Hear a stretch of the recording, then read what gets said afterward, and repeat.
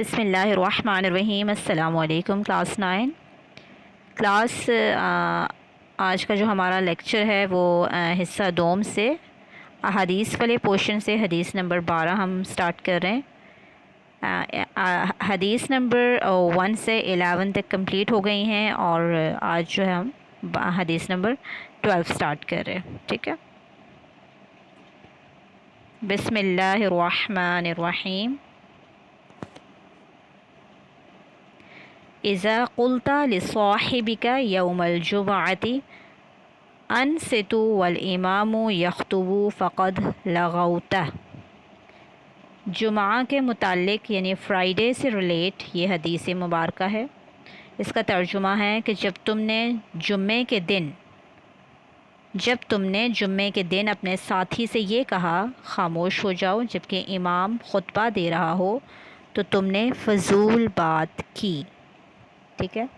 تو اس حدیث میں کیا آ رہا ہے کہ جب جمعے کا خطبہ ہو رہا ہوتا ہے، ویسے تو لیڈیز جو ہیں وہ نماز گھر میں پڑھتی ہیں، جمعے کی مسجد میں نہیں پڑھتی۔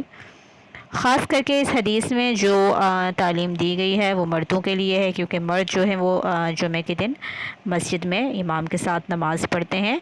تو یہ مسجد میں امام کے ساتھ نماز پڑھنے کے جو ہے وہ ادب و آداب اس حدیث میں بیان کیے گئے ہیں، ٹھیک ہے۔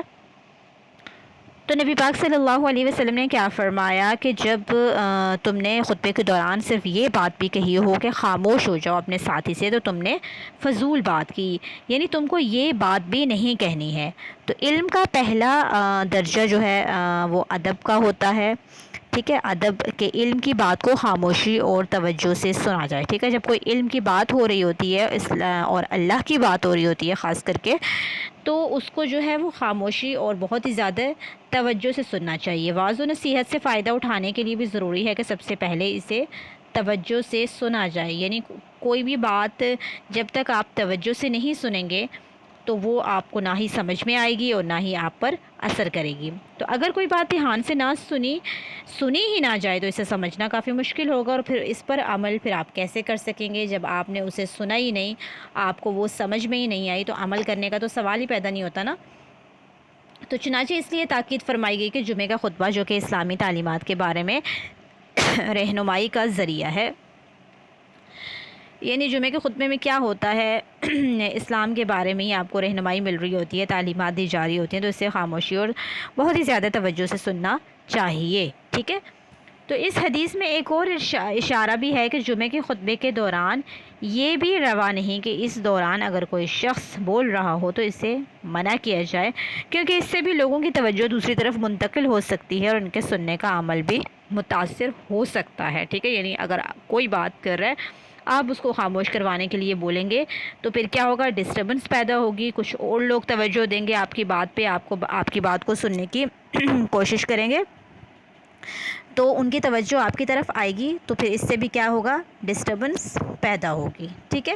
تو اس میں سے کچھ باتیں ہیں جن پر عمل کرنا ہے جو لوگ مسجد میں نماز ادا کرتے ہیں، اور ان کو خطبہ کیسے سننا چاہیے، اس کے کچھ آداب جو ہیں وہ مندرجہ ذیل ہیں۔ نمبر 1 اس میں سے کیا ہے کہ خطبے کو غور سے سننا، ٹھیک ہے۔ حصول علم کا پہلا اور بنیادی ادب علم کی بات کو غور، خاموشی اور توجہ سے سننا ہے، کیونکہ جب تک کوئی بات مکمل خاموشی اور توجہ سے نہیں سنی جاتی تو اس کو سمجھنا بہت ہی زیادہ مشکل ہے، ٹھیک ہے۔ نمبر 2 خطبہ جمعہ کی اہمیت، یعنی اس میں جو ہے وہ جمعے کا جو خطبہ ہوتا ہے اس کی اہمیت بیان کی گئی ہے کہ جمعے کا خطبہ جو ہے وہ کس قدر اہمیت کا حامل ہے، کہ آپ نے اس دوران کوئی بھی بات نہیں کرنی، پوری توجہ کے ساتھ آپ نے جمعے کا خطبہ سننا ہے۔ نماز جمعہ فرض عین ہے، ٹھیک ہے۔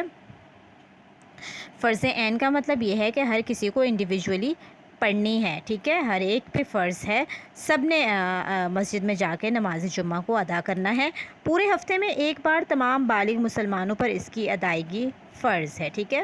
جمعہ کا دن ہوتا ہے کہ جبکہ مسجد میں نماز پڑھی جاتی ہے۔ نماز جمعہ کے موقع پر عالم دین خطبہ دیتا ہے جس میں اسلامی تعلیمات کے بارے میں رہنمائی کی جاتی ہے، ٹھیک ہے، تاکہ عملی زندگی میں اس پر عمل کر سکے۔ یعنی جب آپ نماز پڑھنے کے لیے جا رہے ہیں تو پھر آپ کو امام صاحب جو خطبہ دے رہے ہیں، جو باتیں بتا رہے ہیں، آپ کو ان کو بھی بہت ہی اچھے طریقے سے سننا ہے. آپ سنیں گے تو آپ کی اس سے رہنمائی ہوگی اور آپ اپنی زندگی میں اس کو اپلائی کر سکیں گے. ٹھیک ہے.